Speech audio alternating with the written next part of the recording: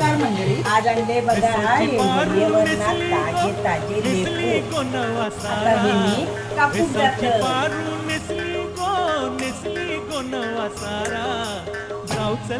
लेपी कापून आणले. आता वाटप काढले बघा. टोमॅटो, कांदा, लसूण, कोथिंबीर, मिरची, हळद आणि खोबरं. पातेली तापत ठेवलंय आहे. आता तेल टाकून तेल गरम झालंय. लसूण टाकली आहे. वाटप कच्च्या वाटपात कड आलो आहे. मसालो टाकतोय, आगळ टाकतोय, मीठ टाकून घेतोय.